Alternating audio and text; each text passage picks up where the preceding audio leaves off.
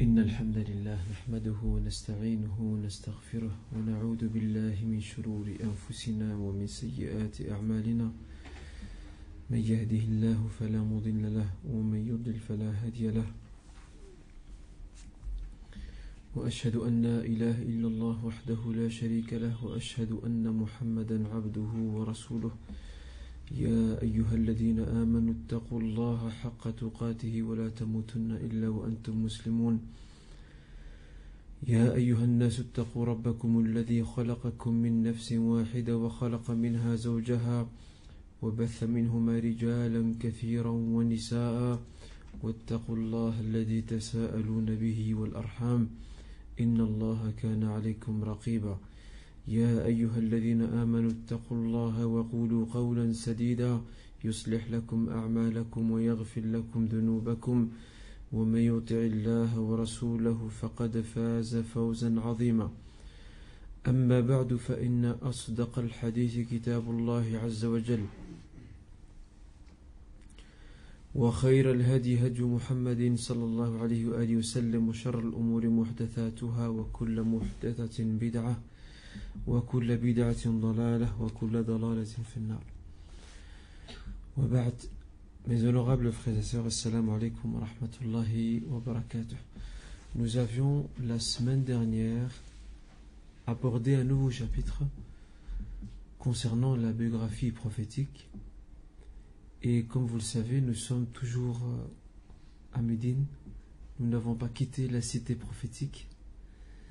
Nous avons observé une pause pour mieux découvrir ce qui se passe au sein de Médine, la vie qui est animée au sein de Médine, et c'est dans ses différentes facettes.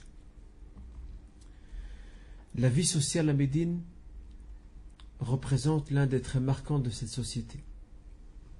Nous avons vu à maintes reprises que les musulmans, qui étaient minoritaires et persécutés à la Mecque, se sont retrouvés à Médine dans une nouvelle situation, une situation de primauté, une situation où les musulmans sont porteurs d'un projet de société. Et de ce fait, vous devez savoir, mes honorables frères et sœurs, que cette vie sociale que le prophète sallallahu alayhi wa sallam a bâtie, a construit avec ses compagnons, cette vie sociale comporte une série de volets. Nous avons vu également dans des cours passés que les enseignements médinois, autrement dit les enseignements révélés au prophète Mohammed sallallahu alayhi wa sallam à travers les sourates médinoises, étaient là pour organiser la vie dans la nouvelle cité-État qui est celle de Médine. Et à partir de ce constat, à partir de cet état de fait, nous pouvons souligner qu'il y a une série de volets que nous avons entamé et commencé d'aborder la semaine dernière. Le premier était le mariage. Nous avons vu comment le prophète sallallahu alayhi wa sallam, soucieux de construire et de garantir la pérennité de cette communauté, soucieux de construire l'avenir de cette umma, il a dès le début et d'emblée, il a orienté les musulmans quant à leur choix, quant à leur décision, et il leur a fait prendre conscience quant à la gravité, quant au statut critique du choix de leur conjoint, que ce soit un homme ou une femme, de leur conjoint, quant à l'avenir de cette umma. Et je ne reviendrai pas là-dessus, tout comme aussi il a enseigné à ses compagnons une série de rituels qui doivent être observés pour pouvoir donner un certain attrait et une certaine singularité à ces volets, entre autres celui donc du mariage. Nous avons vu la dot, nous avons parlé de la dot la semaine dernière. Nous avons aussi vu que le prophète sallallahu alayhi wa sallam avait dit au compagnon Abdurrahman ibn Aouf, ayant remarqué qu'il portait de beaux vêtements, et qu'il était parfumé, le prophète sallallahu alayhi wa sallam l'interrogea et il sut que ce compagnon s'était marié. C'est là qu'il lui dit: Aoulamta, as-tu offert le repas de l'walima, le repas de mariage qui annonce au grand public ton mariage, il dit non. Il lui dit Aouli mono bichat. Offre ce repas de l'Walima ne fût-ce qu'avec un mouton. C'est le minimum que tu peux faire. Et on a vu également que le prophète sallallahu alayhi wa sallam m'a encouragé à assister à cette cérémonie de joie, de gaieté, de sérénité aussi, où on partage le repas avec le nouveau mari du côté des hommes et la nouvelle mariée du côté des femmes, et qu'il y a une éthique qui doit être observée à travers ces festivités, ce côté festif du mariage. Tout cela nous l'avons abordé lors du cours passé. Aujourd'hui, Inch'Allah Ta'ala, je voudrais, si vous me le permettez, aborder un autre volet de cette vie sociale qui était animée au sein de la cité médinoise.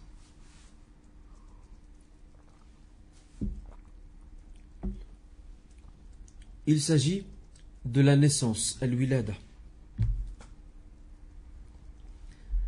Allah Azza wa Jal fait bien les choses.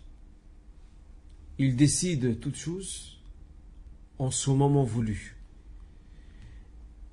Et combien était grande la joie et la gaieté du prophète sallallahu alayhi wa sallam lorsqu'il apprenait à Médine, lorsqu'il apprenait la naissance d'un nouveau-né. La naissance d'un nouveau membre de la communauté. Sa joie était immense. Sa joie était grande. Tout comme celle de ceux et celles qui sont comblés par cette naissance.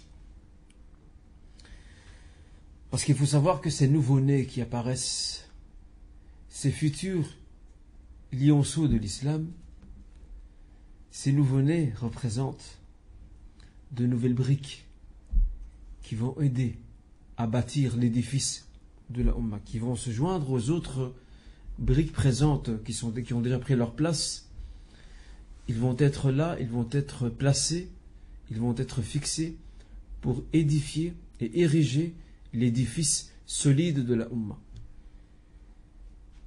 Et il est un fait certain que le prophète sallallahu alayhi wa sallam a accordé une attention particulière à la naissance. Et il a prévu, à travers une série d'enseignements, il a prévu d'honorer ce nouveau-né. Il faut l'honorer et le combler de tous ses bienfaits. Ou de tous les bienfaits possibles, pardon. Il faut l'entourer, entourer ce nouveau-né d'attention et de bienveillance. Alors, nous allons prendre quelques exemples de cette bienveillance, de cette attention particulière que voit le prophète Muhammad sallallahu alayhi wa sallam à ces nouveaux-nés, à ces bébés de l'islam, à ces futurs lionceaux, ashbalul islam. La première des choses, c'est le prénom. Le choix judicieux du prénom.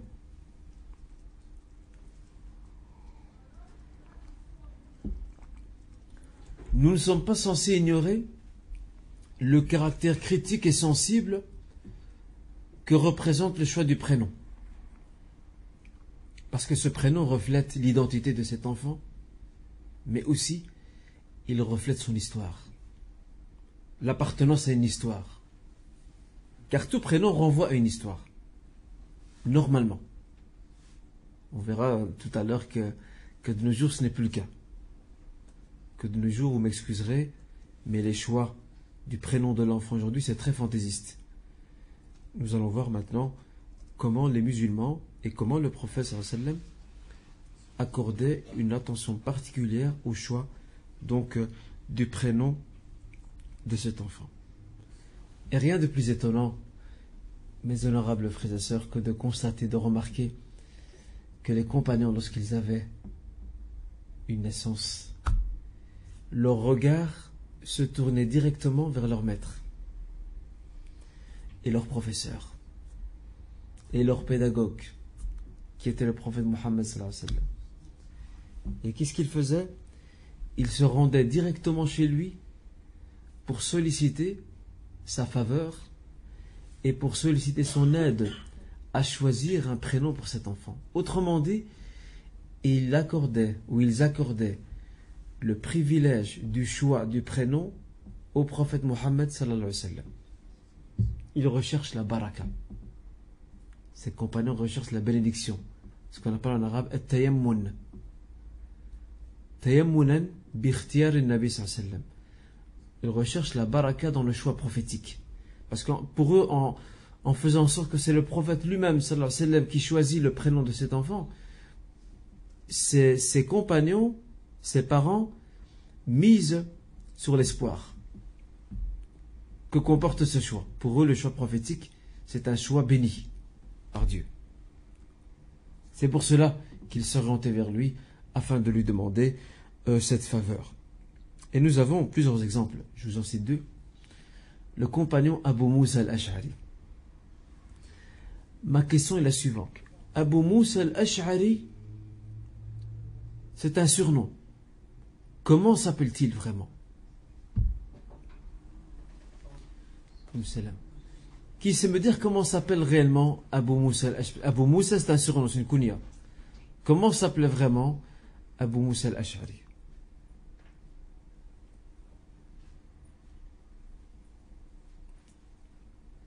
Pas d'idée? Non. Pardon.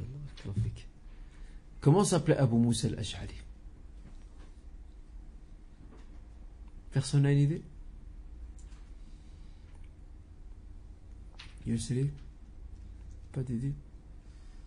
Fahim? Il s'appelle Sadi ibn Ujlan. Il s'appelle Sadi ibn Ujlan.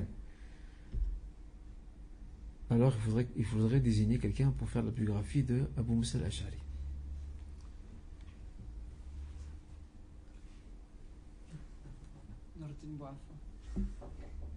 Nordin?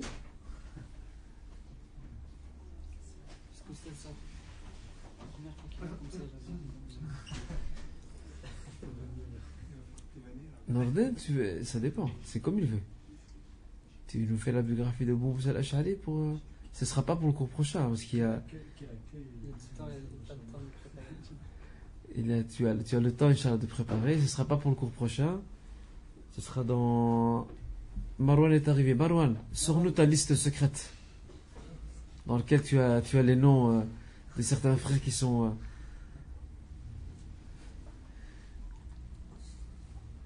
fichés chez toi.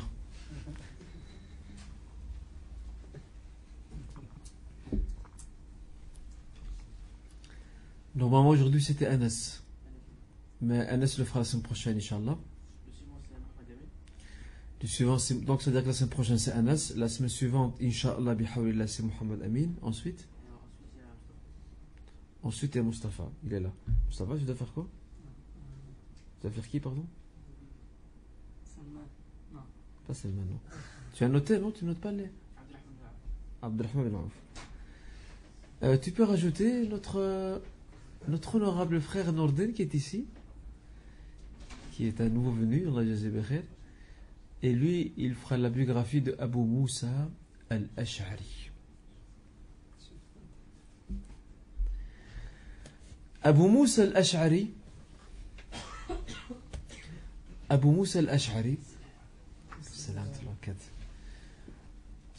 a eu un nouveau-né.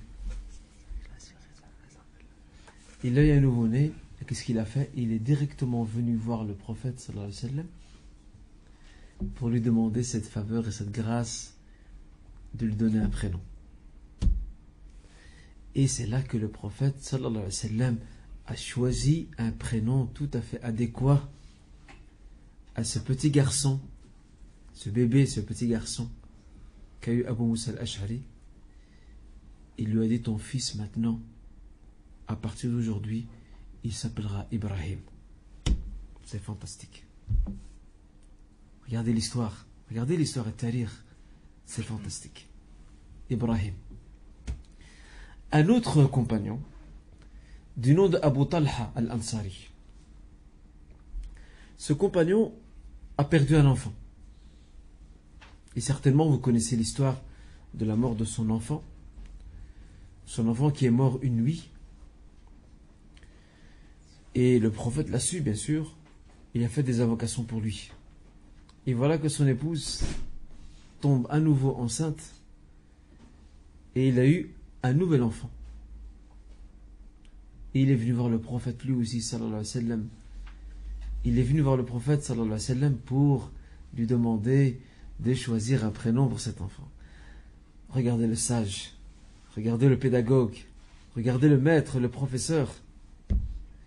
Il lui a dit, ton fils, je l'ai dénommé Abdullah. C'est très beau, Abdullah. Abdullah, c'est une très grande symbolique, Abdullah. Le serviteur d'Allah Azza wa Jal. L'un des meilleurs noms. L'un des noms qu'Allah Azza wa Jal aime le plus. Comme l'atteste le prophète lui-même, sallallahu alayhi wa sallam, lorsqu'il dit Ahabbul asma'i ilallah, Abdullah wa Abdurrahman. Les noms, chouf, les noms les plus aimés par Allah Azza wa Jal, parmi les noms les plus aimés, Abdullah et Abdurrahman. Regardez le choix prophétique, comment il est judicieux. Ton fils s'appellera désormais donc Abdullah.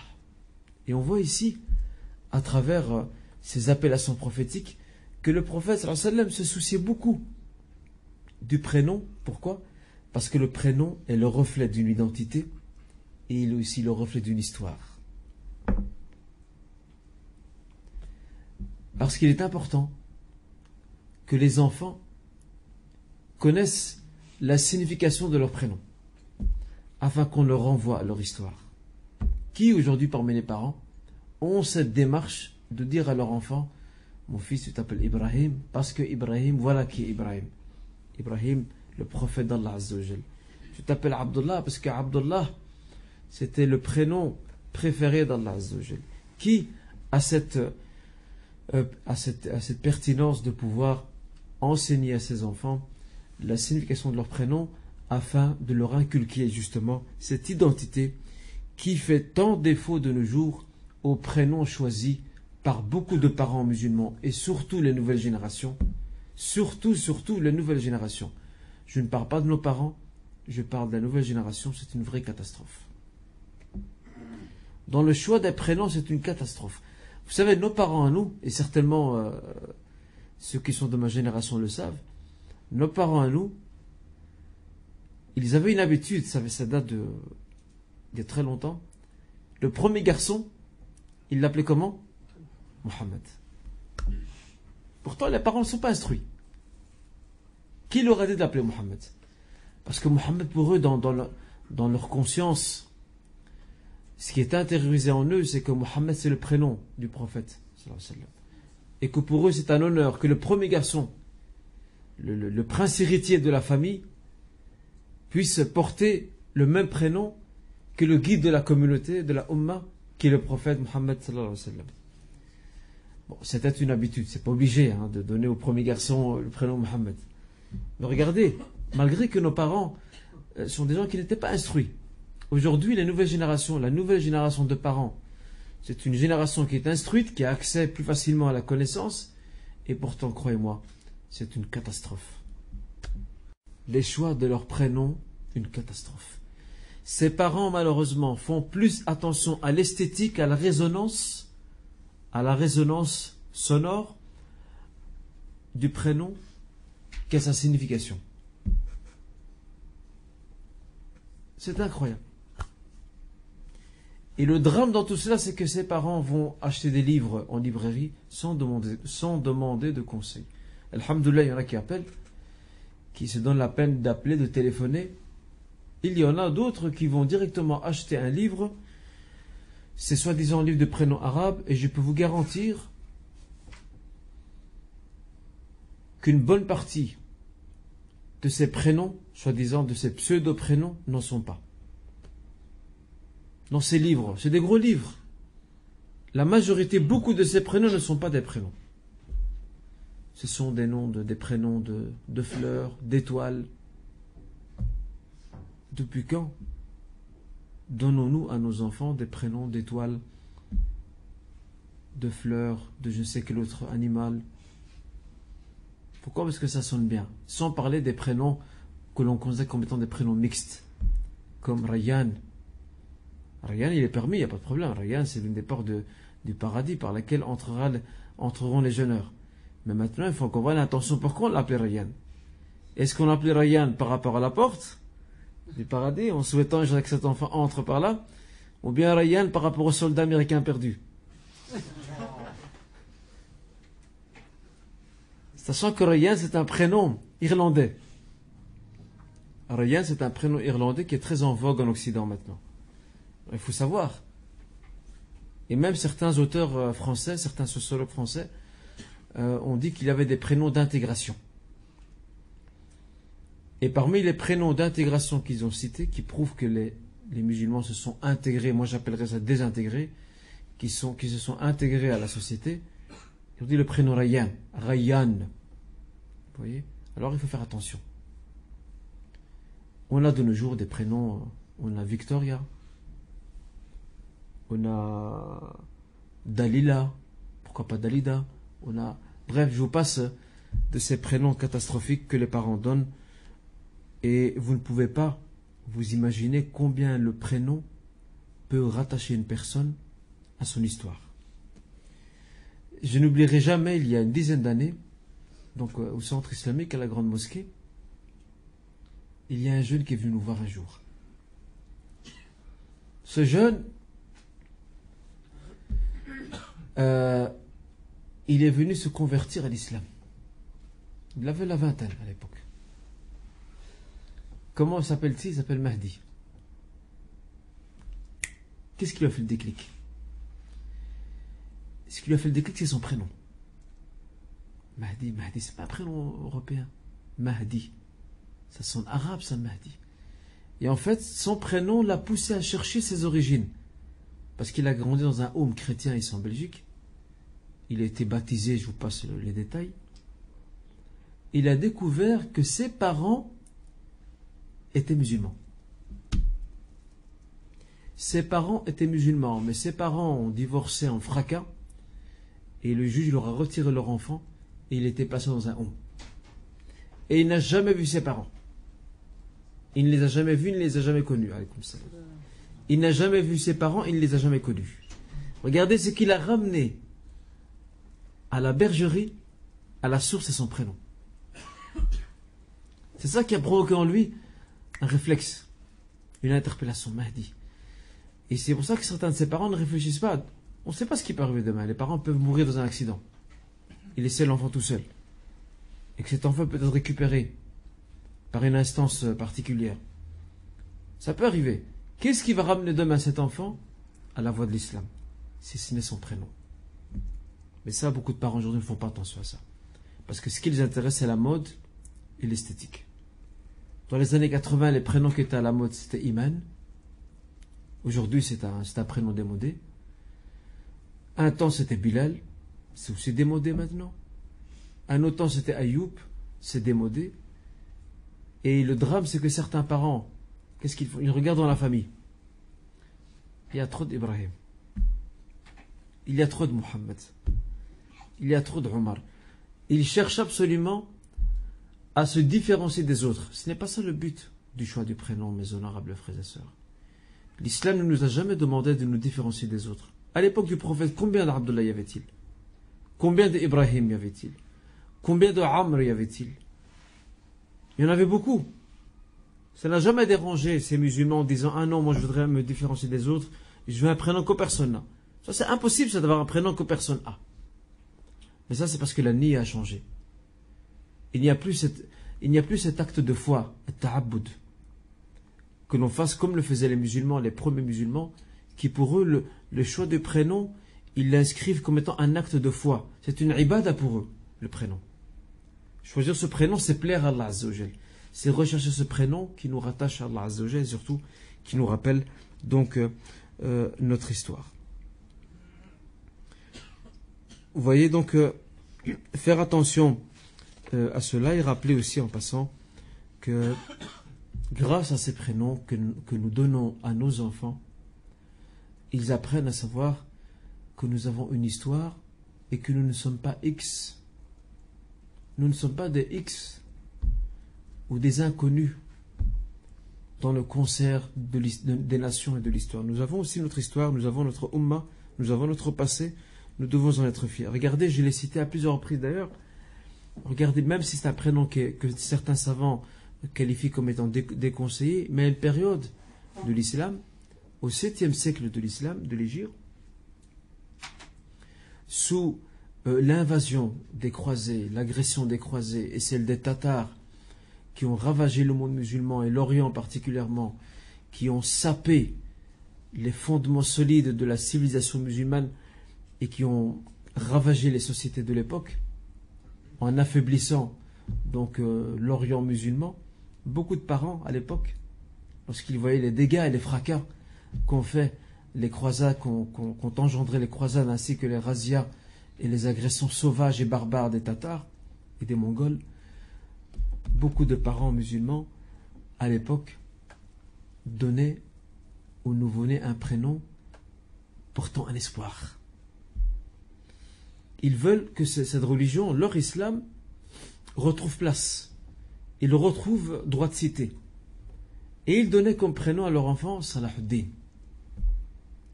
Nasiruddin, Saifuddin, Tajuddin. Pourquoi ils donnaient ces prénoms-là, ces prénoms composés? Dans un souci d'espérer et de miser espoir sur ces enfants pour que demain ces enfants-là soient porteurs de non seulement de la victoire de la Ummah, mais aussi de sa puissance et de son retour sur la scène et dans le concert des nations. C'était ça le but qu'ils avaient. C'est que ces enfants-là ramènent à l'islam et à la communauté sa fierté, sa grandeur. Et on a vu de ces prénoms qu'est-ce qu'il en est sorti. Salahuddin Ayyubi fait partie de cette période-là. Lui, il a libéré donc la Palestine et le Quds. Noureddin Zenki avant lui. Et bien d'autres, ils sont certes légion. Donc c'est important d'inculquer cette histoire donc, à ses enfants. Il faut également ne pas perdre de vue que le jour de la résurrection, nous serons tous appelés par notre prénom et le prénom de nos parents, de notre père particulièrement. On nous dira: oh toi, un tel, fils d'un tel, viens ici. Alors si le prénom est beau, il y a une résonance. Quand je dis beau, c'est-à-dire dans sa perception identitaire, bien sûr. Pas beau parce qu'il est esthétique, ça sonne bien. Donc si le prénom est bien choisi, bien je vous laisse deviner l'effet que cela a. Donc nous recommandons une fois de plus aux parents, à nos honorables parents, de revenir à la voie juste dans le choix des prénoms, surtout en ces temps où la Ummah est exposée à cette vague, à cette campagne d'attaque, de dénigrement visant à briser son identité et quelque part à la déprécier. Alors, rappelez-vous, mes honorables frères et sœurs, l'importance de ces prénoms. Aussi, parmi les rituels qui étaient prévus dans cette vie sociale médinoise à la naissance, il y avait ce que l'on appelle le tahnik. Le tahnik. Qu'est-ce que le tahnik? Qu'est-ce que le tahnik? Le tahnik, c'est le fait de prendre une date, de la mâcher, et ensuite de faire passer cette date mâchée, de la faire passer sur le bord du palais, à l'intérieur de la bouche de l'enfant. C'est pas facile. Il y a un frère qui m'a ramené un jour son fils. Il l'a appelé Haroun. Très beau prénom, Haroun. Il l'a appelé Haroun. Il m'a appelé un jour, il m'a dit: écoute, il faut que tu viennes faire le tahnik pour mon fils. Khair, Inch'Allah. Je suis venu. Et en fait, le problème, c'est que déjà ce beau petit bébé, il dormait déjà. Donc allez-y pour lui mettre c'est pas comme un enfant de 4 ans, 4-5 ans qui comprend, qui est à l'âge de la conscience, c'est une tamise où vous pouvez lui dire: ouvre la bouche, il va ouvrir. L'enfant, il n'ouvre pas la bouche. Comment on va faire? Alors j'ai dû lui faire des petites... un peu le titiller sur ses joues pour provoquer son sourire. Et lorsqu'il s'est mis à sourire, maintenant c'est bon. J'ai glissé la date. Il peut me mordre les doigts, il n'y a pas de problème parce qu'il n'a pas encore de dents. Donc il n'y a pas de souci. Donc, et c'est bon, c'est très délicat. Et surtout, il faut bien tenir la date en main, ne pas la lâcher, parce que si vous la lâchez, il va l'avaler et il aura quand même de sérieux problèmes de digestion. Parce qu'il a un petit estomac qui est en train de se constituer et il n'est pas encore habilité et habitué à digérer des matières qui sont dures, entre autres la date. Donc il faut pas lui donner pour qu'il avale. C'est pas une gélule, hein. Tiens mon enfant. On la passe au bord du palais puis on la retire. Et après vous la mangez. Tout simplement. Ok? Alors les compagnons aussi venaient voir et venaient solliciter le prophète sallallahu alayhi wa sallam pour ça. Et c'est ce qu'a fait entre autres Abu Moussa al-Ash'ari, qui est venu voir le prophète sallallahu alayhi wa sallam. Il est gratteur. Voilà, je veux prénom, mais aussi technique aussi. Deux en un. Deux en un.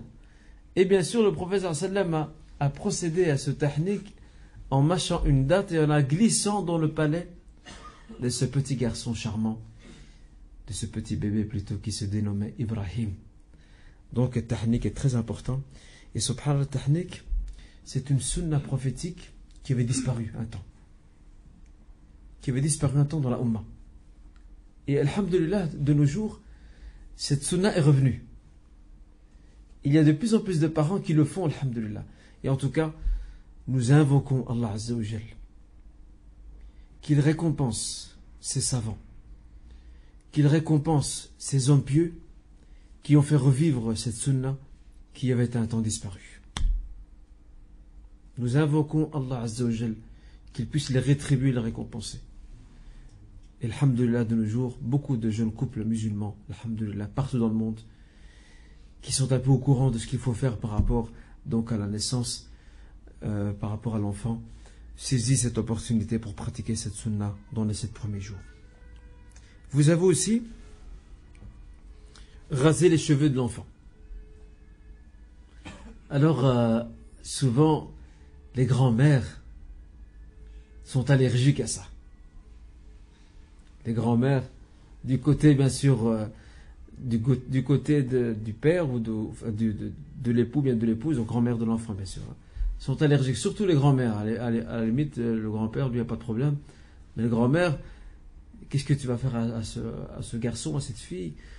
Tu vas lui raser les cheveux, c'est dangereux, il va être blessé. Il ne faut pas s'inquiéter. Bon, s'il naît sans cheveux, ben, il n'y a pas de problème. Premier réglé. Mais s'il naît avec des cheveux, eh bien, appliquons cette sunna qu'a fait le prophète sallallahu alayhi wa sallam à Médine lorsque, dans un élan de joie et de gaieté, il a pratiqué cette sunna sur ses 2 petits-fils, Al-Hassan et Al-Hussein. À tous les 2, il leur a rasé la tête lui-même. Il l'a fait lui-même. Il leur a rasé la tête. Il a pesé le poids de ses cheveux. Et il a donné l'équivalent en argent. L'argent, pas monnaie, mais l'argent, la matière, donc l'opposé de l'or. Autrement dit, on se renseigne sur le marché. Combien vaut l'or maintenant, ou l'argent, pardon. Imaginons qu'un gramme d'argent coûte, par exemple, vaut 3 €. Eh bien, on regarde, nous avons combien de grammes de cheveux? Imaginons qu'on a 3 grammes de cheveux. Eh bien, 3 fois 3, ça fait combien? Ça fait 9 €. 9 €, on donne ça en aumône, sadaqa. C'est comme ça que faisait le prophète sallallahu alayhi wa sallam. Il a fait ça avec Hassan al-Hussein et c'est devenu une sunna qui a suivi son cours pendant des générations et des siècles. Elle a été perdue pendant un temps et alhamdulillah, comme le tahnik, cette sunna revient à nouveau de nos jours. Alhamdulillah. Ça, c'est une grâce d'Allah Azza wa Jal. Que les gens s'abreuvent à la source de la sunna et qui prennent l'exemple sur le meilleur des modèles qui est Muhammad sallallahu alayhi wa sallam. C'est une chose fantastique. Vous avez aussi, parmi ces rituels, al-aqiqa, le sacrifice.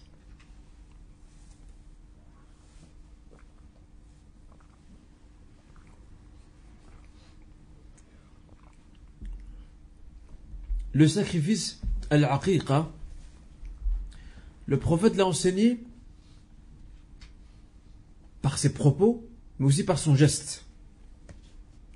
Par ses propos, parce qu'il a précisé, sallallahu alayhi wa sallam, qu'il faut Pour un garçon, donc 2 moutons, et pour une fille, 1 mouton. Je vais revenir sur ce point après. Je reviendrai sur ce point après, Inch'Allah, dans quelques instants. Et il l'a fait lui-même avec Al-Hassan et Al-Hussein. Pourquoi sacrifions-nous ces moutons-là? Nous le faisons parce qu'il y a une grande symbolique derrière. C'est une manière de remercier Allah Azza wa Jal pour ce bienfait qu'il nous a accordé. Ce bienfait, c'est la naissance. Pour le remercier, subhanahu wa ta'ala, nous procédons à ce sacrifice. Et regardez l'unicité at-tawhid. L'unicité at-tawhid qu'enseigne l'islam. Dans la jahiliya, avant l'islam, les Arabes aussi sacrifiaient.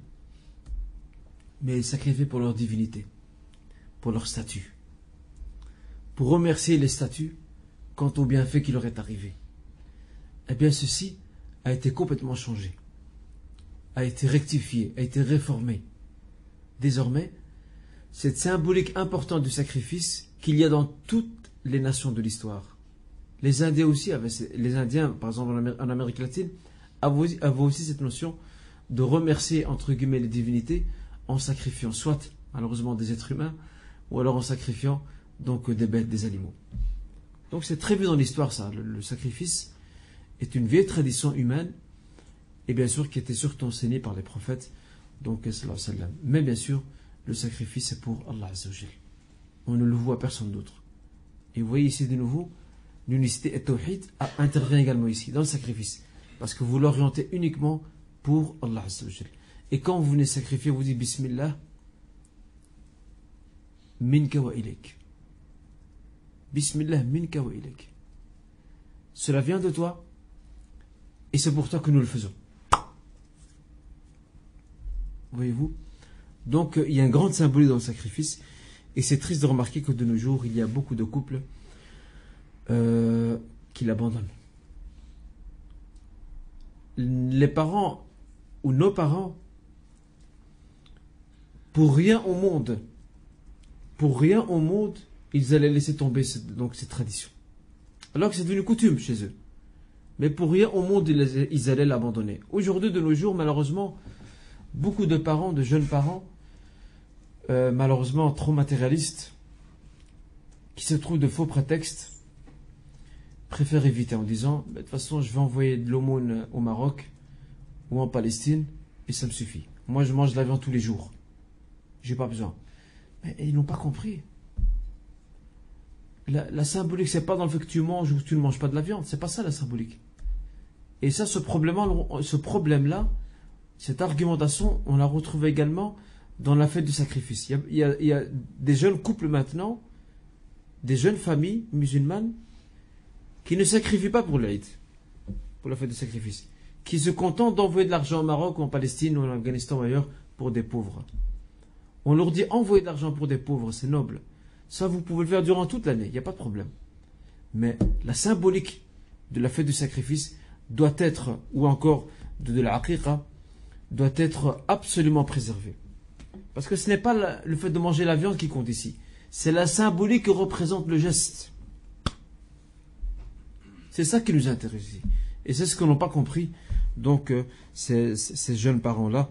Donc nous les invitons à revoir un peu leur mode de pensée et à rectifier leur démarche, Inch'Allah ta'ala. Beaucoup de gens s'interrogent en se disant, mais pourquoi le garçon 2 et la fille un mouton? Surtout en ces temps où on parle d'égalité, de droits de l'homme, etc. Pourquoi? N'est-ce pas une injustice? Certains vont vous dire, oui, mais déjà, à la naissance, vous pratiquez la discrimination. À la naissance, vous instituez déjà la discrimination. Lui, 2 moutons et El Miskina, 1 mouton. D'abord, la réponse que le musulman doit avoir en tout temps, en tout moment, cela doit être sa devise, son leitmotiv, c'est de dire Hada amrullah wa amru rasulih. Ça, c'est la volonté d'Allah et de son messager. Ce n'est pas moi qui décide. Si c'était moi qui avais décidé de faire 2 pour le garçon et 1 pour la fille, eh bien, vos propos sans problème. Mais à partir du moment où c'est un enseignement divin et prophétique, eh bien je m'en tiens à cela et je me soumets à ces injonctions et à cette volonté. Primo. Secondo, dans notre argumentation, nous sommes convaincus que dans le fait qu'il y a 2 moutons prévus pour le garçon et 1 pour la fille, il y a certainement une série de sagesse, hikam, que le législateur, Allah Azza wa Jalla, a prévu. Parce qu'il faut savoir que tout ce qui est institué par les enseignements de l'islam, tout ce qui est institué n'est pas dénué de sagesse. Il y a toujours une sagesse. Il n'y a pas de hasard dans ce qui est fait. Donc d'office, il y a une sagesse. Et certains savants, entre autres l'imam Ibn al-Qayyim, il a écrit un très beau livre sur les nouveau-nés. Il a avancé une série d'argumentations.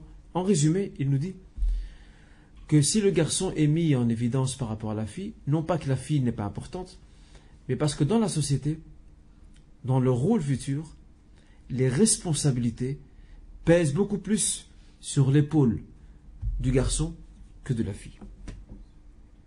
Ça, on peut nous dire ce qu'on veut. Même ici en Occident, c'est le même principe. Même ici en Occident, c'est le même principe. Cela pèse sur les épaules donc du garçon et demain de l'homme, plus que donc sur celle de la fille demain de la femme. Et il a cité des exemples, entre autres le témoignage, le shahada dans certaines affaires, etc. Je vous renvoie en tout cas à ce livre. Je sais qu'il y a une partie du livre qui a été traduit en français et que vous pouvez trouver en librairie sans aucun problème. Alors revenons à cela. Et bien sûr la sunna qui a été appliquée concernant la sunna qui est applicable concernant la viande de ce sacrifice est la même que celle que nous appliquons pour la viande que nous obtenons de par le sacrifice que nous faisons lors de la fête de sacrifice. C'est la même chose. Autrement dit, on divise la viande en 3 parties. On divise la viande en 3 parties. Une partie pour l'aumône, sadaqa.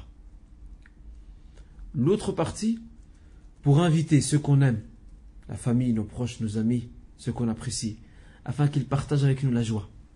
Ça vaut pour Eid al-Adha, la fête du sacrifice, et ça vaut aussi pour al-Aqiqa. Il y a une traduction que certains disent le baptême. Moi, j'aime pas le mot baptême. Baptême, c'est une connotation chrétienne, ça a une autre symbolique.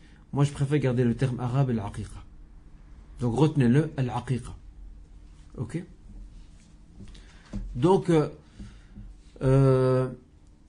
ça c'est donc faire le repas, ça c'est la deuxième partie. Et la troisième partie, c'est de garder ça pour soi, pour la consommation donc ménagère.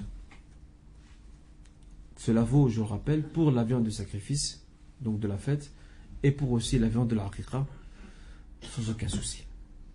Et on ne peut pas se cacher derrière des prétextes du genre, ouais, mais nous, on ne mange pas de viande de mouton, donc on va donner une aumône. Non, non.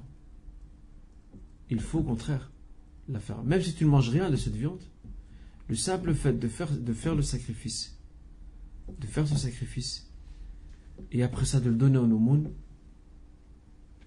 eh bien c'est amplement suffisant.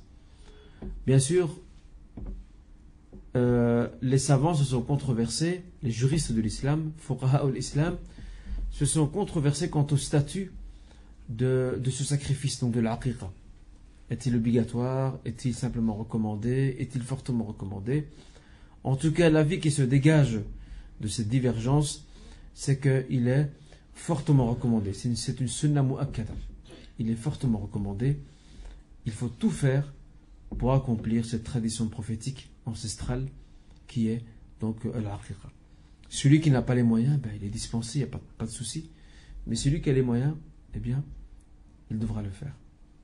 Il est triste de voir que des gens se plaignent du fait que le mouton est cher, alors que ça ne dérange pas d'acheter un écran plasma dernier cri. Je ne sais combien il coûte maintenant les écrans plasma pour moi je ne m'y connais pas, pour les fins connaisseurs. Ça a chuté maintenant. Hein? Je vois qu'il y a des connaisseurs ici, machallah. 600, 700 €, c'est ça, hein? C'est pas plus. Pour ça, il n'y a pas de souci. Quelle était moyenne? Mais dès que tu lui dis, voilà, le mouton coûte ou à telle valeur, alors c'est là qu'il se met à râler en disant, mais le mouton il est cher cette année. Subhanallah, il est cher pour la fête de sacrifice ou pour la rira, c'est cher. Mais pour t'acheter une télévision dernier cri ou un PC ou je ne sais quoi, ou un salon ou je ne sais encore quel autre bien matériel, là il n'y a pas de problème. Regardez comment nos priorités ont changé. On ne met plus en avant malheureusement ce qui nous rapproche d'Allah Azza wa Jal, mais on met en avant ce qui nous apporte un confort matériel. C'est ça le drame ici. Avoir un confort matériel, l'islam n'a jamais interdit, il n'y a pas de souci. Mais il faut aussi penser à ce qui nous rapproche d'Allah subhanahu wa ta'ala. Donc ceux qui en ont les moyens, eh bien, qui n'hésitent pas à le faire, ils ont le 7e, ou le 14e, ou le 21e jour. Ça ne veut pas dire qu'on ne peut pas le faire après. Celui qui le fait après le 21e jour, c'est bien, mais ça n'aura pas la même valeur que si c'est fait lors de ces trois périodes-là, ou l'une de ces trois périodes, 7e, 14e ou 21e. Aussi la circoncision. La circoncision, c'est une vieille tradition qui remonte au prophète Ibrahim alayhi salam. Le prophète Ibrahim alayhi salam a été circoncis à l'âge de 80 ans. À l'âge de 80 ans, nous avons un hadith authentique là-dessus. À l'âge de 80 ans, il a été circoncis. Et c'est une tradition ibrahimique, ancestrale, que nous devons absolument préserver. Et il n'y a pas longtemps, il y a peut-être quelques jours, j'ai lu un article d'une personne qui disait comme quoi la circoncision, ce n'était qu'une habitude. Nous ne sommes pas d'accord, ce n'est pas qu'une habitude. C'est faux de dire que c'est une habitude. C'est plus qu'une habitude. C'est une tradition qui nous rattache au père des prophètes, au promoteur de la voie de l'unicité at-tawhid, qui est le prophète Ibrahim alayhi salam. Alors on doit absolument la préserver. Et attention, même les chrétiens, dans leur livre saint, même les chrétiens étaient censés observer la circoncision. Ils l'ont abandonné. Les juifs le font encore, et les musulmans aussi. Et il y a certaines statistiques récentes, selon quoi, donc aux États-Unis, il y a un retour en force du mouvement de circoncision, même chez les Américains chrétiens. Bon, ils ne le font pas pour des motivations religieuses, ils le font parce que ils disent que c'est beaucoup plus hygiénique, et certains scientifiques ont établi, attesté, que cela peut protéger contre pas mal de maladies qui sont transmissibles sexuellement, comme le sida et autres. Ça ne veut pas dire que c'est bon, hein, celui qui a fait la circoncision et il peut aller faire zina et fornication, de toute façon je suis protégé, j'aurai pas le sida. Non, c'est pas ce que ça veut dire. Dans notre optique à nous en tant que musulmans, c'est une tradition d'Ibrahim alayhi salam dont on est fier de porter haut et de l'appliquer, de l'enseigner. Mais bien sûr, il y a à côté de cela une série de sagesse que l'islam donc certainement prévoit à ce sujet. À l'époque de nos parents, la circoncision se faisait tard. Elle se faisait à 3, 4, 5 ans. Pour ceux de ma génération qui se rappellent, à 3, 4, 5 ans, la circoncision se faisait. Et elle se faisait à la maison. On appelait généralement ce qu'on appelle le hajjam. C'était un imam spécialiste dans la circoncision, et on habillait très bien l'enfant avec une belle djellaba blanche, un beau chapeau rouge, le chapeau, le fès comme on l'appelle, et c'est là que on le comble de cadeaux, et après ça on passe à l'action. Alhamdulillah, de nos jours ce courant se perd. Il y avait même une fête qui était prévue, sachant qu'il n'y a pas de fête à la base par rapport à la circoncision. Ça, c'est plus de l'ordre des coutumes et des traditions chez nous. Alhamdulillah, dans les nouvelles familles, il n'y a plus de fête. Et encore plus intéressant, cela ne se fait plus à la maison, mais cela se fait à l'hôpital. Ce qui est beaucoup plus prudent et beaucoup plus hygiénique aussi. C'est plus sécurisant que cela se fasse à l'hôpital, et surtout lorsque cela se fait dans les 7 premiers jours. Parce que là, l'enfant, il sent rien. Il va piquer une crise de nerfs au début, et puis 1 heure plus tard, il a oublié, c'est fini. Il n'est pas conscient. C'est pas comme l'enfant qui a 3-4 ans. 3-4 ans, il voit le ciseau arriver, il dit ça y est. C'est fini. Hasdilma, ça y est, je suis. Il se grillé. C'est traumatisant. Eh bien, le bébé, lui, il y a entre son premier jour et le 7e jour, il est inconscient, donc il ne sait pas ce qui se passe. Il ne sait pas ce qui lui arrive. Il aura mal, c'est normal, c'est comme si on l'a pincé, mais après c'est oublié. Donc très important de faire attention par rapport à ça. Et je rappelle en passant que par rapport, je voudrais revenir sur la haqiqa de deux petites paroles, ou une petite parole, pardon. Il y a un propos qui est souvent répandu dans beaucoup de familles, une idée reçue, on va dire, selon laquelle les convertis doivent absolument sacrifier un mouton. Et je me souviens d'un frère converti que j'ai eu comme élève pendant des années donc, au centre islamique. Et il a fini tout son cursus. Et un jour, il est venu dans un stress total. En me disant, voilà, je voulais vous parler d'un point qui me tient à cœur. Alhamdulillah, je suis musulman, je prie, je fais tout ce qu'il faut faire. Mais il y a une chose que je n'ai pas encore faite. Et avant de me la citer, il me dit, est-ce que vous avez un congélateur ici à la grande mosquée? Je lui dis, oui, on a un congélateur, bien sûr. Pourquoi? Il me dit, parce qu'en fait, il y a une chose que je n'ai pas encore faite pour compléter mon engagement dans l'islam. Je n'ai pas encore sacrifié un mouton. Tiens, pourquoi sacrifier un mouton? Parce que des amis musulmans, voilà le problème chez nous. Le racontard. Des amis musulmans m'ont dit que je devais absolument sacrifier un mouton parce que ma conversion, cela revient à une nouvelle naissance. C'est comme si j'étais un nouveau-né. Et vu que le nouveau-né, on prévoit pour lui le sacrifice, donc tu dois sacrifier un mouton. Alors j'ai dit ça, cher frère, ça n'existe pas. Tout ce que nous savons, lorsqu'un homme est venu se convertir à l'époque du prophète, tout ce que le prophète lui a dit, Alqi anka sha'r al-kufr thumma iqtatil. C'est tout ce qu'il lui a dit. Le prophète lui a ordonné d'aller se laver et de pratiquer la circoncision. C'est tout.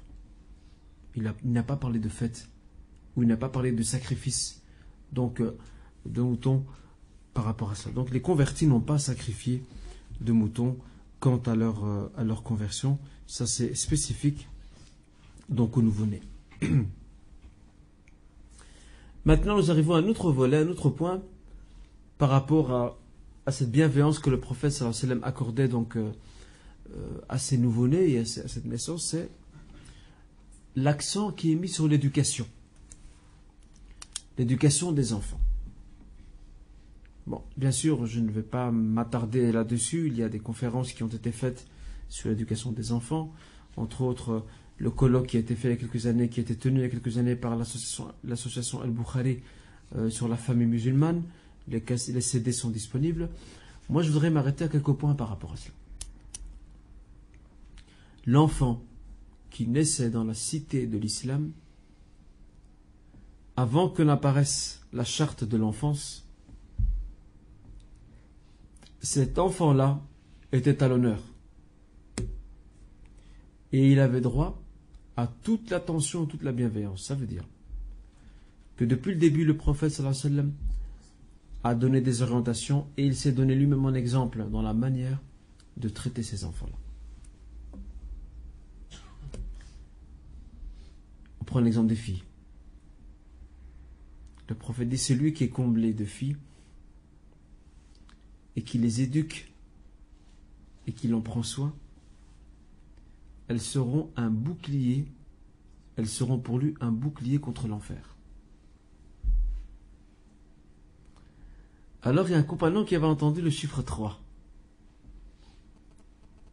Il a dit, moi j'en ai 2. Est-ce que c'est la même chose? Elles seront un bouclier contre l'enfer. Et il y a un autre compagnon qui a entendu ça, quel honneur. 2 filles, tu les éduques, tu te sacrifies pour bien les éduquer, pour bien les élever, et que elles seront pourtant un bouclier contre l'enfer. C'est là que un autre compagnon, il avait une fille.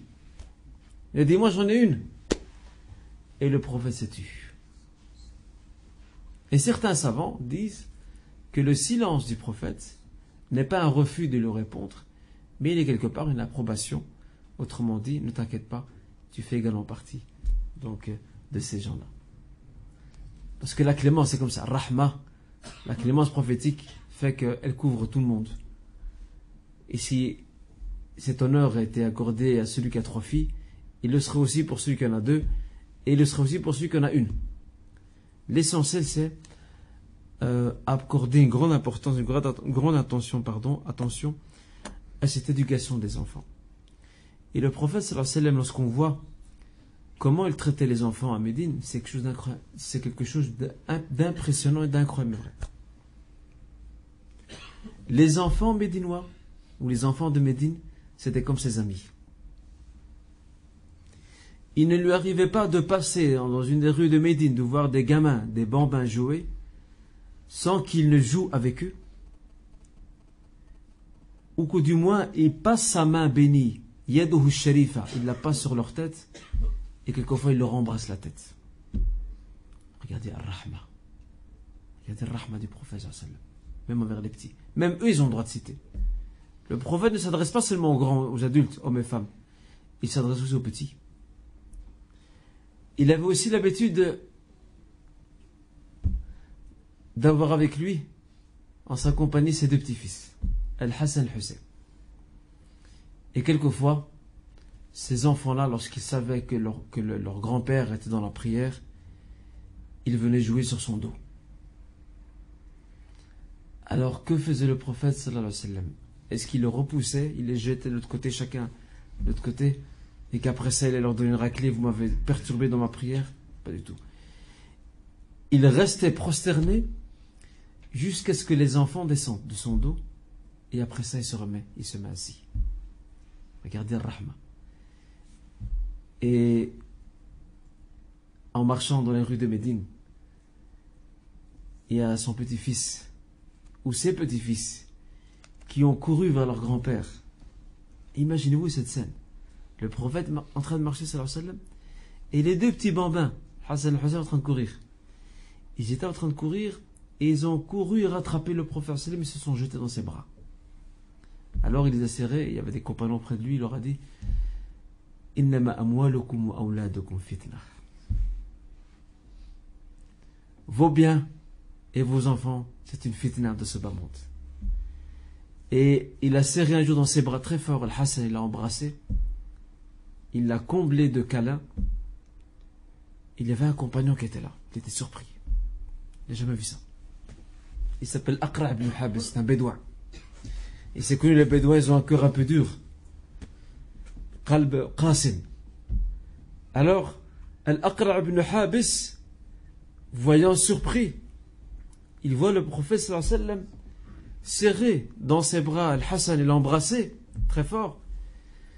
Il lui a dit, Ya Rasulallah, Inna li 'ashratan min al-abna' lam uqabbil wahidan minhum. J'ai 10 enfants, je n'ai jamais embrassé l'un d'entre eux. Regardez la réponse du prophète sallallahu alayhi wa sallam. Man la yarham, la yurham. Celui qui n'est pas clément, on ne sera pas clément envers lui. Regardez, j'ai beaucoup médité sur cette réponse prophétique. Et subhanallah, j'en ai compris la portée très lointaine. Man la yarham, la yurham. Celui qui n'est pas clément, on ne sera pas clément envers lui. C'est-à-dire que ces enfants-là, quand ils sont petits, ils ont besoin de notre clémence. Mais lorsque nous serons des personnes d'un âge avancé, nous atteindrons l'âge de la vieillesse, eh bien, nous attendrons de leur part de la clémence et on ne la trouvera pas. Parce qu'ils nous remettront la pièce de notre monnaie.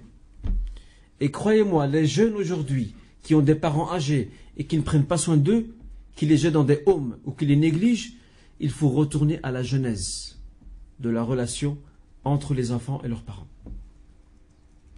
Vous verrez qu'il n'y avait pas de rahma.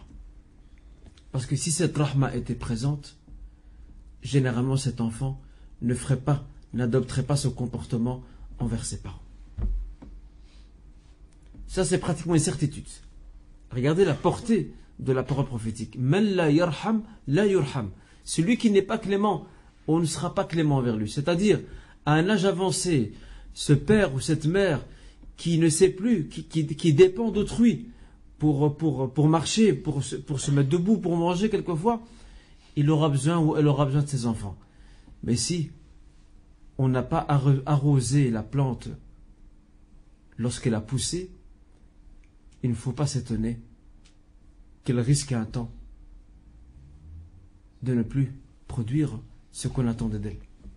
Elle ne pourra pas me remettre cette fleur, ne pourra pas me remettre cette rahma, cette clémence. Regardez, man la yarham, la yurham. Je vous appelle et je vous invite, mes honorables frères et sœurs, à méditer quant à cette parole prophétique. Elle est pertinente, elle est profonde.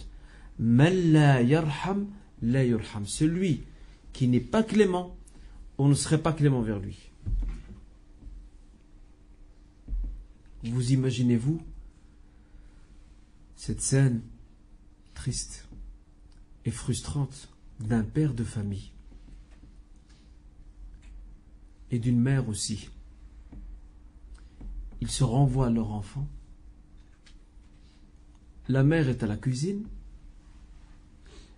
et la petite, elle joue. Et bon, la petite, elle a envie de jouer, c'est normal, c'est un bébé, c'est un enfant. Alors elle vient chez sa mère la chasse, parce qu'elle est à la cuisine. Qu'est-ce qu'elle fait? Elle vient chez son père. Son père, où est-il, monsieur? Il est assis dans son fauteuil en train de regarder la télévision. Il ne faut surtout pas le déranger. Alors qu'est-ce qu'il fait? Dès que sa fille s'approche de lui, elle a envie de jouer. Dès qu'elle s'approche de lui, il la chasse. Va jouer ailleurs. Je vous laisse imaginer. Ses parents ne sont pas conscients des dégâts psychiques et psychomoraux qu'ils font subir, ou psychomoraux qu'ils font subir à cet enfant. Cette fille, je suis certain que cette petite fille, elle a dû se sentir frustrée dans sa relation avec ses parents. Où est la hanana? Où est cet amour, cette affection que les parents doivent donner à leurs enfants, de jouer avec eux? Le prophète jouait avec les petits-enfants. Même il y en avait l'un des enfants de Anas ibn Malik.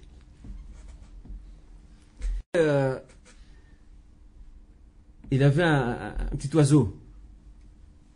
Il l'avait surnommé Nufayr. Et un jour, et le prophète le voyait souvent dans la place publique en train de jouer avec le petit oiseau rossignol. Et un jour, il l'a vu tout seul. Et ce petit garçon, il avait un surnom. On l'appelait Abu Nourair.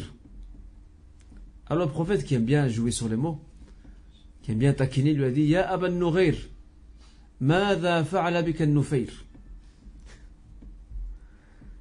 Abu Nourair, An-Nufayr, qu'a-t-il fait de toi? Pourquoi il n'est plus avec toi? Regardez comment le prophète joue sur les mots ici pour taquiner cet enfant.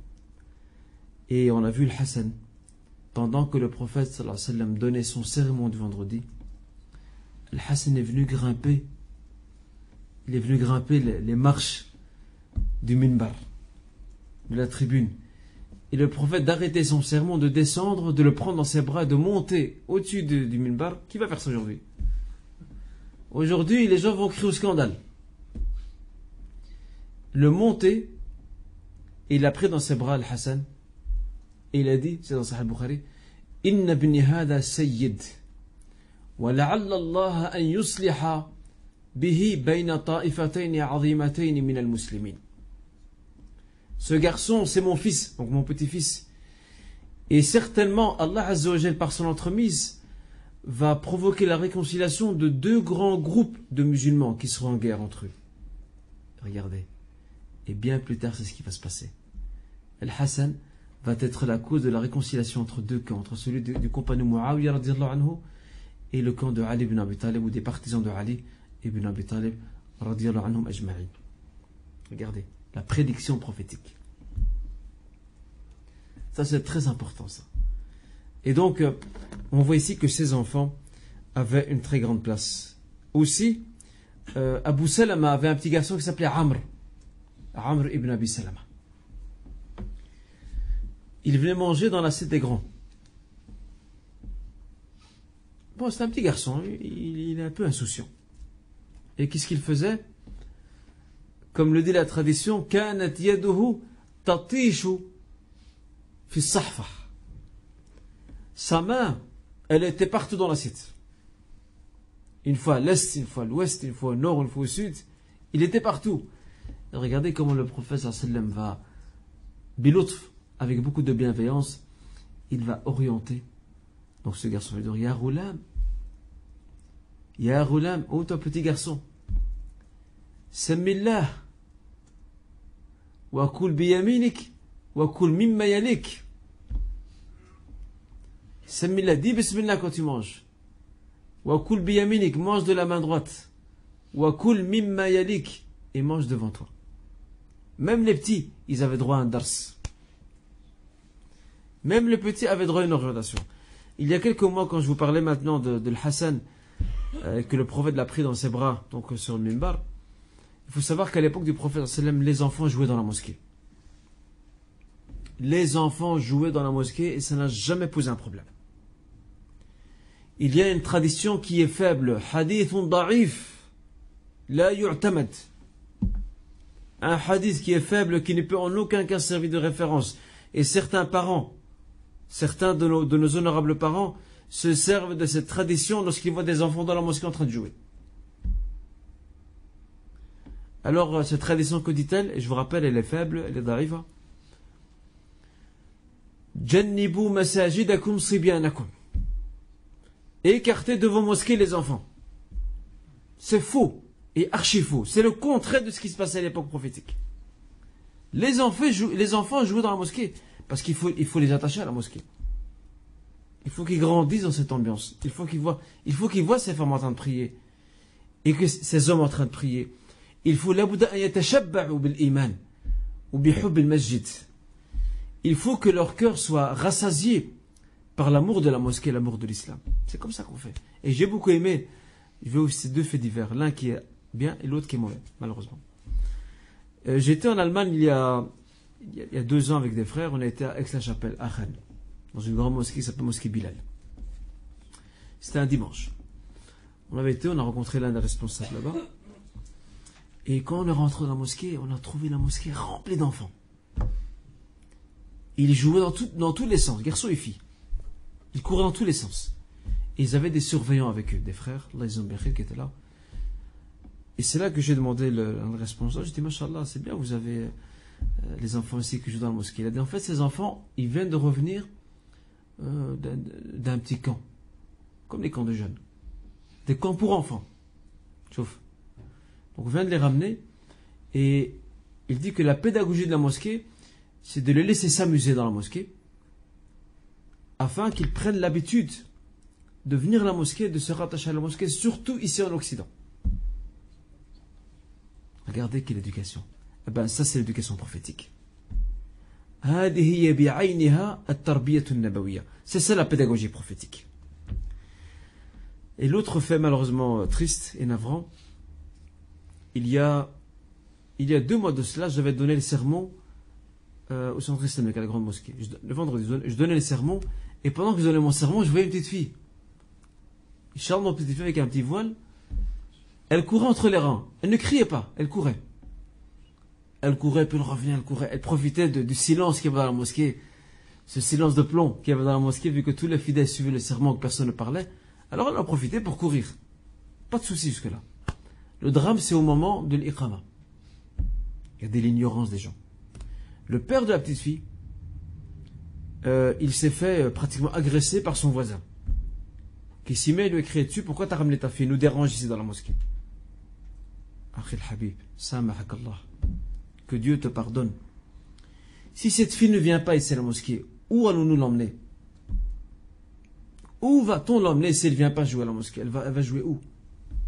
Sachant qu'elle ne dérangeait personne, ni elle a cassé des choses, ni non plus elle a crié, elle courait tout simplement.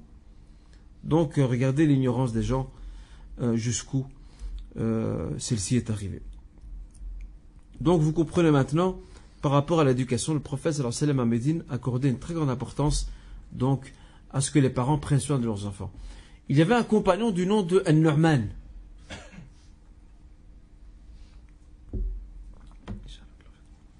An-Nu'man, fils de Bachir. An-Nu'man ibn Bachir, un compagnon très connu. il se souvient qu'il a été ramené par le prophète, par son père, pardon, par son père auprès du prophète sallallahu alayhi wa sallam, qui est venu lui demander un témoignage. Donc, il est venu demander au prophète sallallahu alayhi wa sallam d'être témoin. Il lui dit, donc Bachir, le père de Norman, dit au prophète, Ishhad bi annani qad nahaltu libni kada wa kada. Je veux, ô messager d'Allah sallallahu alayhi wa sallam, je veux que tu sois témoin du fait que j'ai légué comme bien pour mon fils, ce garçon-là, je lui ai légué ceci, je lui ai donné ceci, cela, à titre de don. Regardez, le prophète lui dit, Anahalta kulla abna'i kadhalik? As-tu aussi donné à tes fils la même chose? Il a dit non. Là, le prophète s'est détourné de lui en disant, Idan ashhid ala dhalika ghayri. Cherche un autre témoin. Je ne peux pas être témoin d'une injustice. Ensuite, il lui a dit, Atarda ou atuhibbu an yakunu laka fil birri sawa'? Souhaiterais-tu que tes enfants, tous tes enfants, te traitent par la bonté, te traitent tous par la bonté de la même manière? Il a dit, Naam, idan la tafal.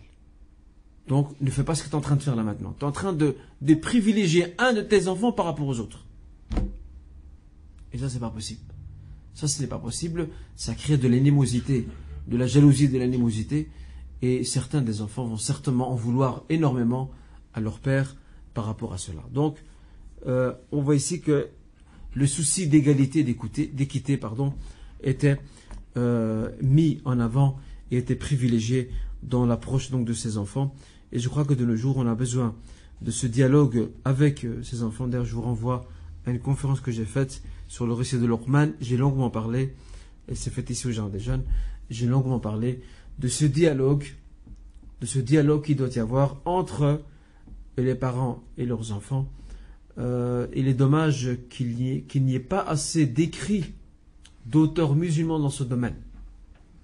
Il y a beaucoup d'occidentaux, à partir de leur philosophie, ils ont écrit dans le domaine du dialogue, de l'approche de l'enfance, de l'adolescence, mais nous n'avons pas encore assez d'auteurs musulmans qui écrivent dans ce domaine. Et ce qui est aussi malheureux, c'est que beaucoup d'auteurs, moi je parle des livres en arabe en tout cas, beaucoup d'auteurs musulmans arabophones ne font que recopier ce que prévoient les écoles de pensée pédagogique occidentale. Ils ne font que recopier ce qu'ils disent. Il n'y a pas ce qu'on appelle des ibda', il n'y a pas d'esprit créatif et innovateur. Quand je dis innovation, ce n'est pas dans le sens de bida', rien à voir. Hein. Donc ibda' ici, d'esprit créatif et innovateur dans l'approche donc, de cette éducation donc, des enfants, de l'approche aussi de dialogue avec eux. Et ça, c'est très important. Je pense que beaucoup de parents aujourd'hui se plaignent du fait que leurs enfants leur font la sourde oreille. C'est normal. Si, depuis longtemps, il n'y a pas eu ce pont de confiance qui s'est établi avec leurs enfants, s'il n'y a pas eu, on va dire, cet espace de dialogue, de discussion qu'il fallait créer avec les enfants, eh bien, quand voulez-vous que les enfants apprennent à dialoguer avec leurs parents et à les respecter? Donc je crois qu'il y a toute une éthique que nous devons revenir, auprès de laquelle nous devons revenir afin de repenser notre pédagogie, notre éducation donc, des enfants, Inch'Allah Ta'ala. Donc on voit ici, c'est là-dessus que je voudrais conclure ce cours, Inch'Allah, on voit ici que le prophète sallallahu alayhi wa sallam accordait une attention particulière à ses enfants, car il sait très bien, sallallahu alayhi wa sallam, il est conscient que ses enfants, ce sont les hommes et les femmes de demain. Il le sait. Ce sont les hommes et les femmes de demain. Alors c'est pour ça qu'il accorde beaucoup d'importance à ces enfants-là. Regardez Anas ibn Malik. Ce n'est qu'un exemple, Anas. D'ailleurs, on a un frère ici, notre frère Anas ici, qui est à l'honneur. Anas ibn Malik, ce compagnon, d'abord il est médinois. C'est le fils de Sulaym. Et je vous renvoie à la conférence que j'ai faite sur cette femme formidable qui est Sulaym. Et cette conférence s'appelle le rôle de la femme dans la société. Je vous renvoie à cette conférence. Anas ibn Malik s'est mis au service de la demeure prophétique à l'âge de 10 ans. il avait 10 ans lorsqu'il avait l'honneur et le privilège d'être un commis. Donc il est au service de la demande prophétique. Le prophète sallallahu alayhi wa sallam lui confie des petites tâches. Il va chercher de l'eau, il va faire une petite course pour lui, il va apporter une amana quelque part. 10 ans. Et il a fait ça pendant 10 ans. À la mort du prophète, c'est un jeune garçon, c'est un jeune homme. Il a 20 ans. Alors je vous laisse découvrir ces 10 ans qu'il a passé auprès du prophète sallallahu alayhi wa sallam. En réalité, c'est le prophète qui l'a éduqué. 10 ans passés auprès du prophète sallallahu alayhi wa sallam, il a eu le temps nécessaire de le côtoyer, de le fréquenter, de s'inspirer de sa personnalité. Et c'est un grand honneur pour lui. Il y a 20 ans, à la mort du prophète sallallahu alayhi wa sallam, maintenant c'est un homme. Regardez ce que je dis là tout à l'heure. Enfant et homme de demain. À 20 ans, c'est un homme. Il est formé. Il est maintenant mature. À l'époque, 20 ans, il était mature. Hein, c'est pas comme aujourd'hui. Hein. Aujourd'hui, 20 ans, il joue encore au PlayStation. Et je vous parle des autres jeux idiots auxquels ça donne notre jeunesse d'aujourd'hui. Il y en a qui lisent des livres, il y en a qui s'instruisent et qui se cultivent, et d'autres deviennent, pardonnez-moi, deviennent de plus en plus bêtes en jouant ces jeux-là. Ces jeux-là ne nous apportent rien du tout. Ces jeux-là n'apportent absolument rien. Et là, de nouveau, je fais un appel aux parents de faire attention aux jeux électroniques et aussi aux jeux informatiques qu'ils mettent au service de leurs enfants. Si ce sont des jeux ludiques, il n'y a pas de problème, ça instruit l'enfant. Mais si c'est des jeux qui tournent dans un non-sens, eh bien, croyez-moi que ces enfants n'iront pas très loin. Et moi, je reste toujours surpris. J'ai encore cette image en tête d'il y a quelques années. Chez nous, ils sont très islamiques. Moi, j'aime bien vous citer des faits concrets pour que vous tirez des leçons par rapport à ça. Et que nous tirions des leçons. Il y avait la journée donc bruxelloise du patrimoine. Et comme vous savez, le centre islamique se situe au cœur du parc donc cinquantenaire, qui est un parc historique. Il y a beaucoup de monuments dans le parc. Alors il y avait beaucoup de visiteurs belges, non musulmans, qui ont fait le circuit. Il y avait un plan qui était prévu, ils faisaient un circuit. Et parmi les lieux de visite, c'était la mosquée chez nous. Dans tous les groupes que j'ai vus, je n'ai vu aucun musulman. Bon, ça, c'est pas nouveau. Nous sommes toujours absents des grandes manifestations culturelles. Ça, c'est pas nouveau. Mais le plus étonnant que j'ai vu des parents belges non musulmans avec leurs enfants. Et wallahi, j'ai reçu une question d'une fillette de 7 ans. Wallahi, sa question était une question très intelligente. Et elle était beaucoup plus intéressante que la question de certains adultes remplis de préjugés. Avec un Français, je vous passe les détails, parle très très bien le français. Ah ben aujourd'hui c'est mélangé. C'est ce qu'avait appelé, quelqu'un avait appelé Al-Aransiya. Quelqu'un avait appelé ça Al-Aransiya, donc Arabia Francia. Al-Aransiya, donc c'est un mélange d'arabe et de français. Wallah, je vais le faire. Mélange l'arabe avec le français. Même pas une phrase correcte. Il ne sait même pas formuler une phrase correcte.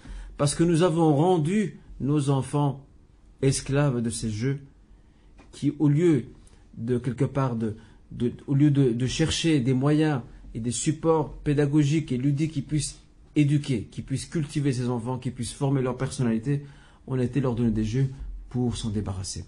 Et il y a une librairie qui s'est ouverte ici à Bruxelles. C'est une première en tout cas en Belgique.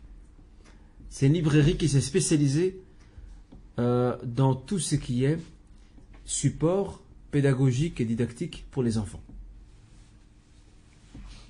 La librairie s'appelle Al-Mustafa. Ce n'est pas moi qui l'ai créée, je vous rassure. La librairie s'appelle Al-Mustafa. Je crois que c'est Chaussée de Gand, voilà, c'est ça. Elle se trouve à... moi, je n'ai pas encore eu l'occasion malheureusement d'y aller, mais elle se trouve à Chaussée de Gand. Ils ont même prévu un petit coin lecture pour les enfants. Ça c'est très bien. On ne pense pas aux petits, on pense qu'aux grands. Alors, l'appel est lancé à ceux qui sont parents de faire attention à cela et de quelque part de pousser leurs enfants à développer cet intérêt pour l'instruction et pour la culture. C'est très important. Là, on a des endroits bien définis, bien spécifiques. Nous, c'est l'Atomium, Walibi, quel autre endroit? Hofstad. L'Océade. Moi, les parcs. Je vous passe. Où sont ces parents qui prennent leurs enfants dans des musées? Musée de l'histoire, musée de l'aviation, bref, leur faire découvrir, leur donner une culture générale. Il n'y a pas. La foire du livre s'est tenue dans un quartier musulman. Quartier maritime à Molenbeek.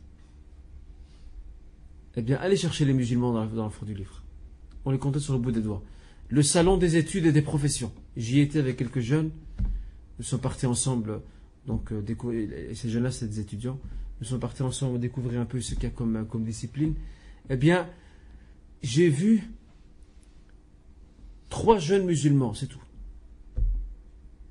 Tout le reste ne sont que des non-musulmans. Et une image qui m'a aussi marqué, j'ai vu un père, donc un belge non-musulman, avec son fils adolescent. Il était en train de parler avec le responsable d'une école donc d'informatique. Il lui pose des questions par rapport au programme, comment ça se passe, etc. C'est fantastique ça.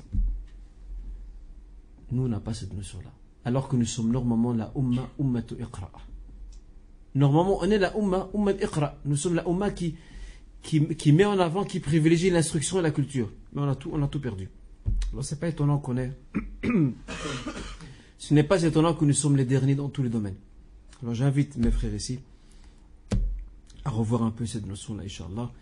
Et c'est là-dessus que se conclut ce cours. Et je voudrais, avant de terminer, je vous avais parlé la semaine dernière d'un livre d'Ibn Taymiyyah. C'était une lettre qu'il a adressée à un roi croisé de Chypre et qui avait des prisonniers musulmans mais aussi chrétiens.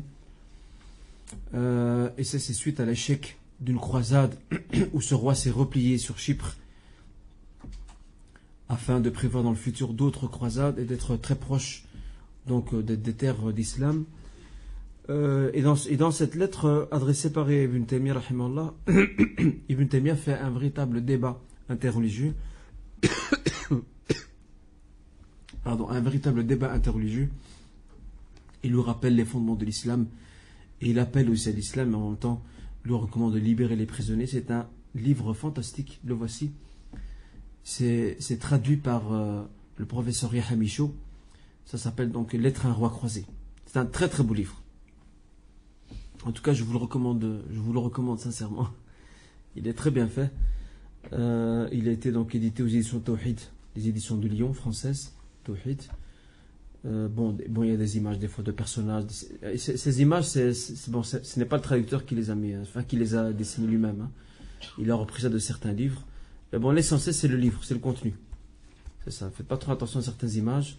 Comme ici, par exemple, vous avez une image. Hein.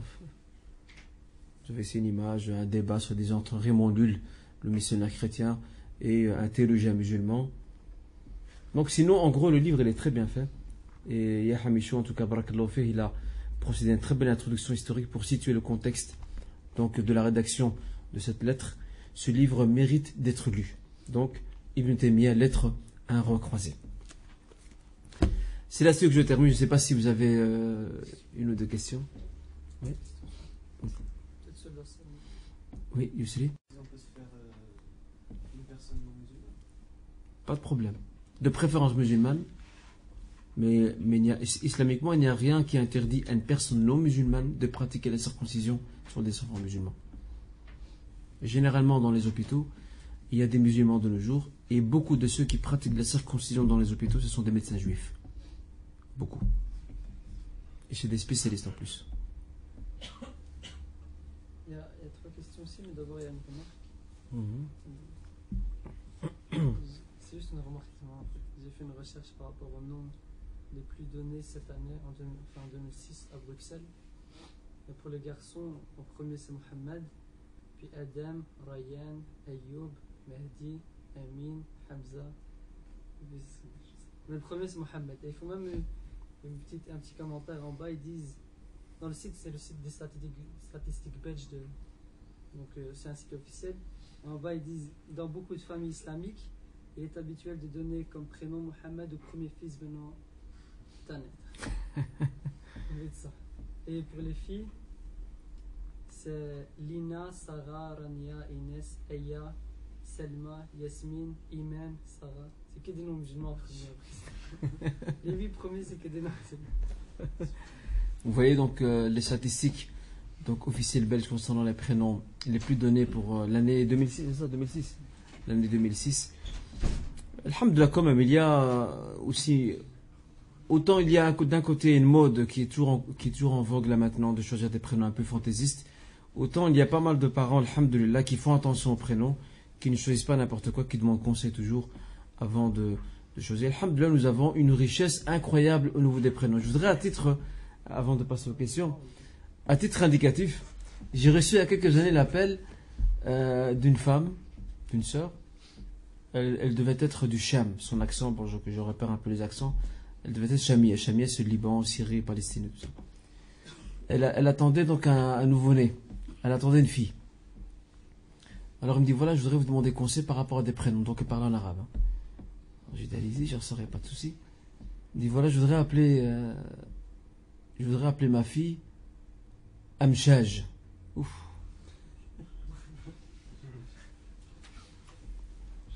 Alors je lui ai dit, cher sœur, vous savez ce que veut dire Amchaj? Dans Surat al-Insan, Inna khalaqna al-insan min nutfatin amshaj nabtalih. Nous avons créé l'homme d'une goutte de sperme mélangée à la terre, afin de l'éprouver. Je lui dis, c'est pas un prénom ça, Amchaj. D'accord. Alors il me dit, j'en ai un autre. Qu'est-ce que vous en pensez? Moi, là, je suis sur mes gardes. Là, je suis sur mes gardes. C'est quoi notre prénom? Accrochez-vous bien. Elle me dit, il y a un autre prénom que j'aime beaucoup, beaucoup, beaucoup.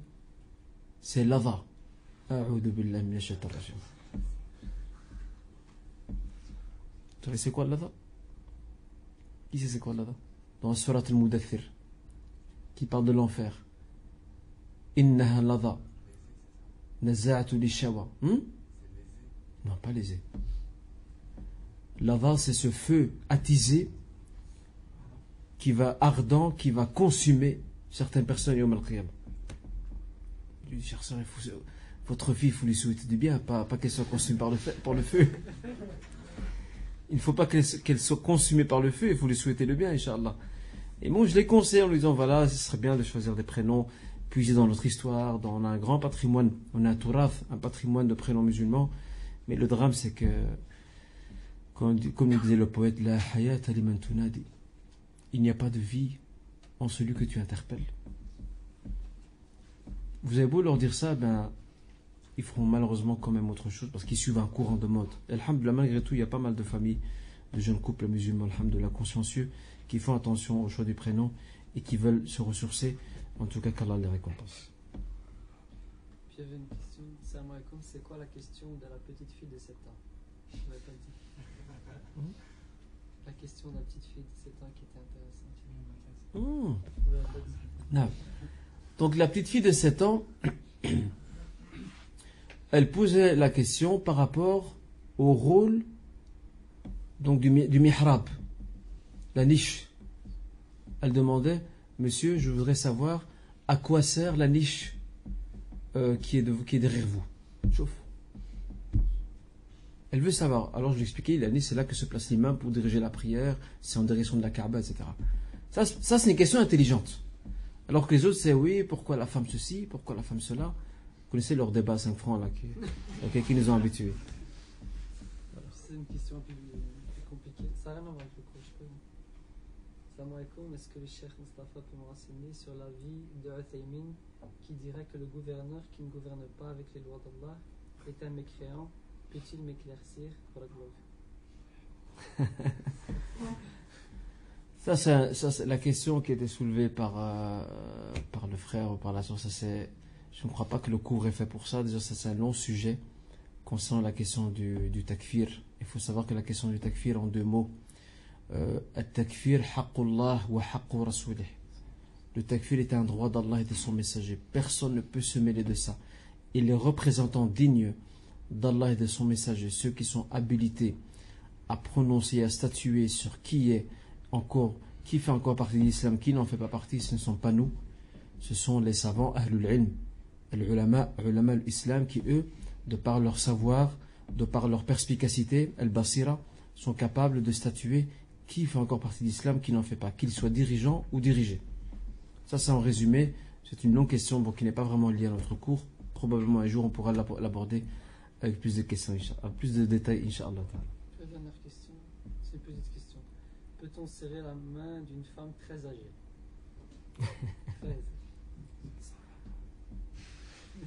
Très âgée, c'est bon. Ce qu'on sait par rapport à la femme très âgée, c'est qu'elle peut, sur le plan vestimentaire, elle peut se relâcher un peu, parce que bon, la personne s'intéresse à elle. Bon, ça y est, elle a dépassé le stade de l'attirance physique. Mais par rapport à ça, j'aime bien la réponse de Cheikh Mohamed Mourtaj Chankrit. Il avait une très belle réponse à ce sujet. Une réponse qui rime. Il a dit Musafahatul ajouz la tajouz. Donc serrer la main à une vieille femme n'est pas permis. Et regardez comment ça rime. Musafahatul ajouz la tajouz. Voilà. Barakallahu fikum en tout cas, mes honorables frères. Pour la date, c'est dans les premiers jours, les 7 premiers jours. Les 7 premiers jours, Inch'Allah, on fera la date. Je voudrais apporter une précision avant de nous quitter. J'avais parlé la fois passée concernant le mariage, afin que je ne sois pas mal compris dans ce que je vous ai dit. Nous avons parlé, lors du cours passé, du fait que l'époux ou le futur époux doit comme avoir les moyens nécessaires pour pouvoir subvenir aux besoins de son épouse. On sait que Al-Arzaq biyadillah azza wa jal. Donc les biens sont entre les mains d'Allah subhanahu wa ta'ala, il est dans la qu'il veut. Je voudrais surtout pas décourager mes jeunes qui voudraient se marier, en leur disant non, il faut être millionnaire pour se marier. Ce n'est pas ce que je voulais dire la fois passée. Mais tout ce que je voudrais leur dire, c'est qu'il faut un minimum requis pour pouvoir déjà subvenir à ses propres besoins et aussi à ceux donc de son épouse. Parce que bon, lorsqu'on est seul, on fait ce qu'on veut, mais lorsqu'on est marié, il y a une série d'engagements, de responsabilités qu'il faut assumer donc absolument. Donc, ne me comprenez pas mal, je n'ai pas dit que celui qui a les moyens limités, qui ne doit pas se marier, quelquefois avec des moyens limités, Allah Azza wa Jalla apporte la baraka, et de ce fait, alhamdulillah, il s'en sort très facilement. Et ça, c'est aussi une prise de conscience de la part de l'épouse qui doit prendre conscience que la vie n'est pas toujours rose et que le croyant se doit d'accepter les jours tels qu'ils sont. Barakallahu fikum, et c'est là-dessus qu'on conclut ce cours et nous nous voyons la semaine prochaine pour un nouveau volet de la vie sociale à Médine, Inch'Allah. Wassalamu alaikum wa barakatuh.